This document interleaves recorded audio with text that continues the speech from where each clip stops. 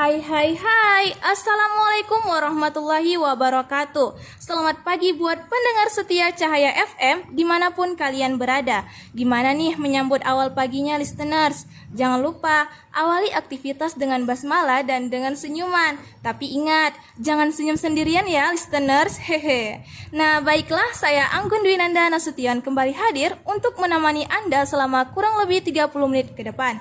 Tentunya kita bakalan kembali berbincang-bincang santai. Dan kali ini kita nggak sendirian nih listeners. Di samping saya telah hadir narasumber yang sangat luar biasa tentunya. Beliau merupakan pengamat sosial yang cukup banyak menyelami tentang dunia kenelayanan. Nah, kita bakalan bahas nih tentang maraknya pukat harimau yang menjadi keresahan warga nelayan tradisional. Pendengar setia Cahaya FM, belakangan ini konflik antar nelayan tradisional dengan pukat harimau marak lagi yang menjadi perhatian publik.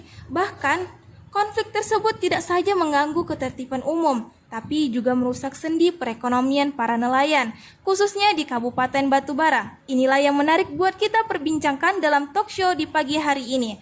Sahabat listeners, pasti penasaran kan? Ya, saya akan sapa Bapak Irwansyah selaku pembicara kita pada talk show di pagi hari ini. Assalamualaikum Pak Irwansyah. Waalaikumsalam warahmatullahi wabarakatuh, Anggun. Ya, baik. Mengenai maraknya pukat harimau bagi para nelayan tradisional nih, bagaimana nih menurut tanggapan Bapak tentang kasus ini, Pak?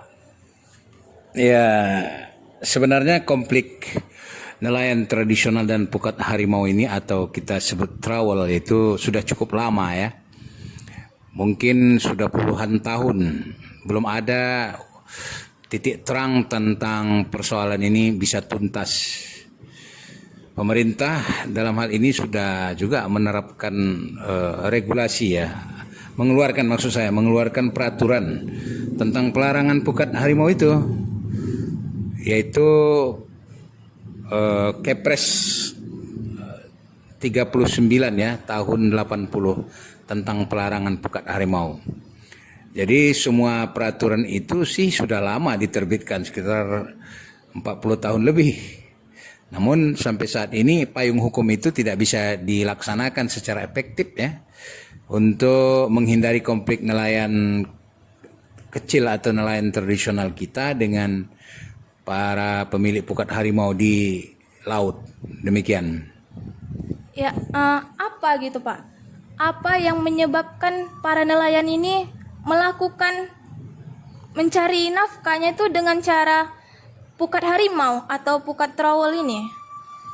Sebenarnya secara spesifik masalah pukat harimau itu kan merusak terumbu karang ya, yaitu habitat-habitat ikan-ikan kecil, benih, telur yang ada di dasar laut tempat ikan itu berkembang biak. Itu dengan pukat harimau karena mobilisasi jaringnya itu rapat-rapat dan kuat ya, sehingga dia bisa merambah sampai ke dasar laut. Jadi ikan-ikan yang ada, benih-benih ikan itu habis diambilnya mulai dari ikan kecil sampai ikan besar.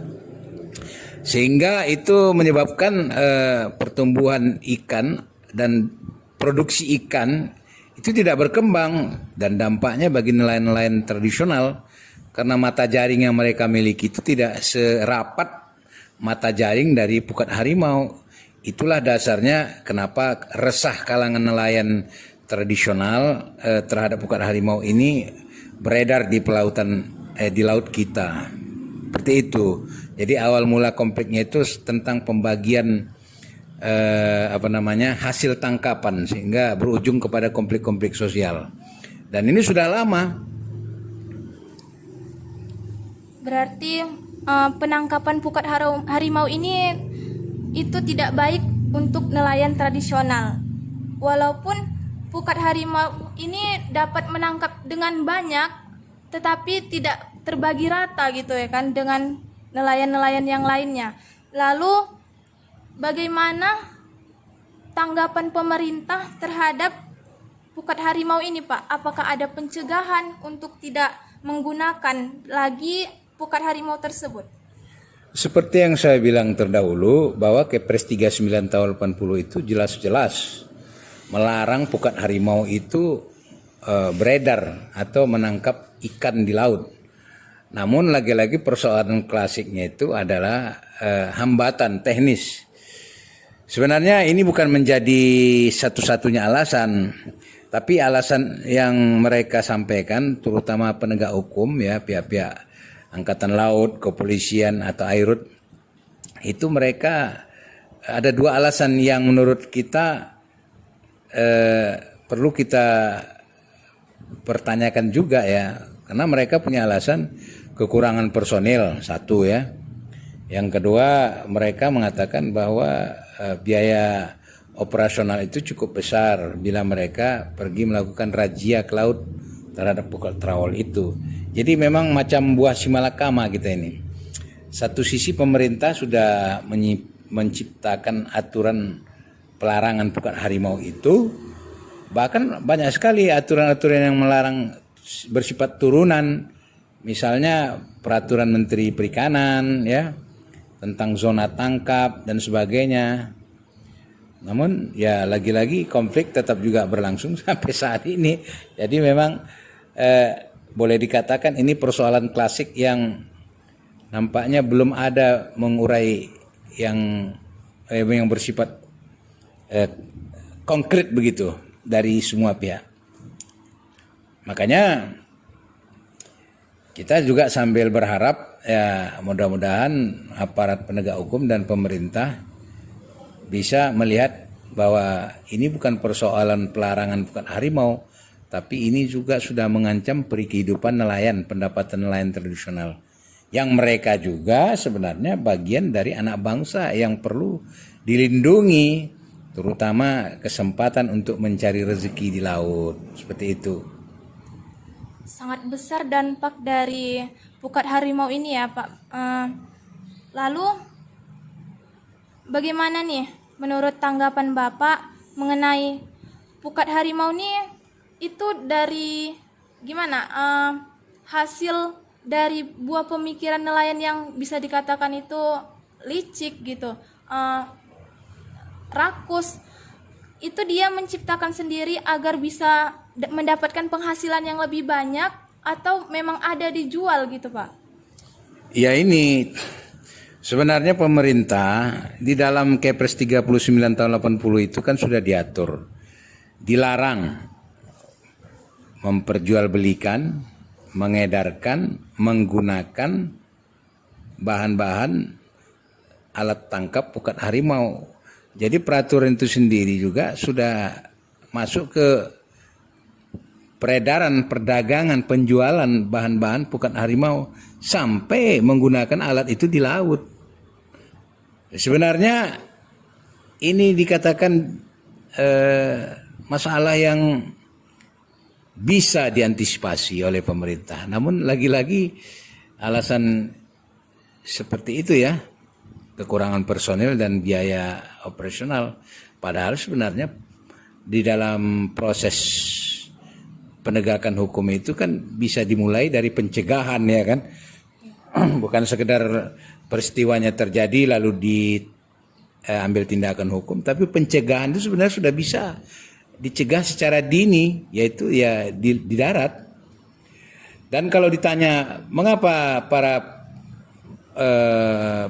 pemilik modal pukat harimau ini masih mau menggunakan pukat itu, memang secara bisnis kegiatan penangkapan ikan pukat harimau ini memang menggiurkan gitu, memang menggiurkan karena hasil tangkapnya itu betul-betul bisa melebihi hasil tangkap nelayan tradisional, bisa berbanding 5 berbanding 20 hasilnya sekali melaut. Keuntungan maksud saya di situ. Berapa lama gini Pak maraknya pukat harimau ini? Sudah berapa tahun digunakan oleh nelayan dan kapan ketahuannya gitu adanya kelicikan terhadap nelayan yang menggunakan pukat harimau tersebut? Sebenarnya masalah ini kan semua pihak jadi dirugikan ya. Yang pertama para pemilik modal besar itu bila mereka mau menggunakan atau memaksimalkan hasil tangkap mereka, mestinya mereka itu tidak menggunakan pukat harimau, tapi mereka gunakan pukat yang lebih besar yang ramah lingkungan. Misalnya zona eksklusif tangkapan mereka itu bisa lebih jauh ke arah, tidak di daerah nelayan tradisional yang 1 mil ya, 1 atau 2 mil atau 3 mil dari lepas pantai. Sementara mereka itu menyeser pukatnya itu di zonanya nelayan tradisional. Jadi kita bagaimana ya, produksi ikan kita ini kan memang untuk kepentingan masyarakat juga ya, untuk menambah gizi masyarakat. Tapi ya lagi-lagi usaha-usaha penangkapan yang memang sudah dikatakan dilarang masih saja berlangsung, ya, semacam illegal fishing itu sebetulnya ya, bisa dipidana itu. Nah, jadi kita mengharap sekali lagi pemerintah tetap menyerukan ya untuk supaya upaya-upaya pencegahan pukat harimau itu tidak saja di laut tapi juga di darat ya. Supaya apa? Supaya kehidupan para nelayan-nelayan kecil ini bisa eksis ya, bisa tumbuh kembang menghidupi keluarga mereka. Jadi memang serba salah. Entah siapa yang salah kita nggak tahu, tapi yang jelas ini merugikan semua pihak. Banyak sekali ya konflik-konflik yang sudah terjadi ya, baik di pemberitaan media massa, televisi ya, informasi percakapan di warung-warung di kalangan masyarakat pesisir tentang bentrokan, berdarah ya, pembunuhan, pembakaran, itu sudah banyak yang terjadi. Akhirnya menciptakan trauma bagi semua keluarga kalangan nelayan, termasuk juga keluarga nelayan pukat harimau itu sendiri. Namun lagi-lagi tuntutan ekonomi yang begitu besar, kemudian mau instan hasilnya, mereka mau cepat-cepat sukses di bidang perikanan atau kelautan ini. Ya, apalagi ini di masa pandemi ya kan Pak? Ya, apalagi ditambah pula masa pandemi kan. Dan ini sebagai pelajaran ya, pembelajaran penting bagi kita agar kita juga harus mempertimbangkan tidak sekedar semata-mata persoalan ekonomi, penghasilan laut, tapi kita juga harus mempertimbangkan ramah ya terhadap lingkungan tempat kita mencari penghasilan itu. Kalau semua lingkungan sudah rusak, terutama lingkungan laut ya, bawah air laut itu rusak, yang berdampak juga akhirnya sama kita. Iya, masyarakat. Ya, terakhir Pak, apa kesan dan pesan Bapak mengenai kasus maraknya pukat harimau ini Pak? Ya, sekali lagi kita minta kepada pemerintah untuk melakukan, di samping penegakan hukum, pemerintah harus berusaha melakukan komunikasi terbuka ya, mengajak mereka berkomunikasi, pihak-pihak yang bertentangan dalam menggunakan alat tangkap itu, baik pukat harimau maupun pukat tradisional. Karena orang itu tidak tidak ada gitu. Para pemiliknya itu nampak, rumahnya kita tahu, di mana mereka tinggal tahu, keluarganya kita tahu.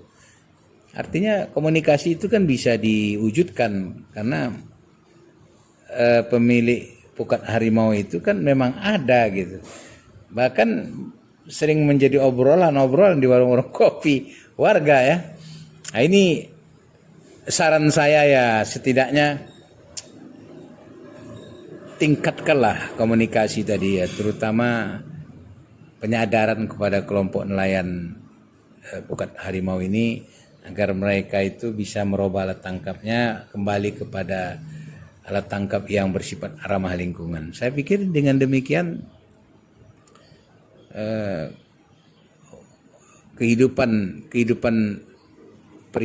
nelayan-nelayan kita akan lebih relatif tenang dan mereka mungkin akan damai, dan rezeki biasanya datang apabila Tuhan melihat bahwa kita lebih mengutamakan kebaikan-kebaikan. Dan inilah satu konsep yang penting, komunikasi, pendekatan komunikasi sama pihak-pihak yang terkait, dan melakukan dialog-dialog, serta tentu kita sebagai insan yang Pancasilais ya, sila pertama yang dikatakan ketuhanan yang Maha Esa, kita berharap pada Allah Subhanahu wa taala tentu ya, untuk melimpahkan rahmatnya agar pertentangan dua kelompok nelayan ini tidak berlanjut terus-menerus sampai tidak ada batasnya. Adil ya. Ya, adil. Merata. Sesuai dengan Pancasila ya. Kita mengutamakan sila ketiga ya, sila persatuan Indonesia. Iya, demikian aja. Baik, terima kasih atas waktunya Pak Irwansyah. Nah, itu dia sahabat listener Cahaya FM. Kita sudah cukup banyak berbincang mengenai maraknya pukat harimau di kalangan nelayan tradisional, mulai dari kasus yang terjadi hingga solusinya. Dan semoga problem dari pukat harimau ini dapat terselesaikan dengan segera, agar nelayan tradisional dapat mencari penghidupan dengan adil dan tentram. Baiklah, sahabat listeners Cahaya FM, kami pamit mengundurkan diri. Sampai jumpa kembali. Wassalamualaikum warahmatullahi wabarakatuh. Waalaikumsalam warahmatullahi wabarakatuh.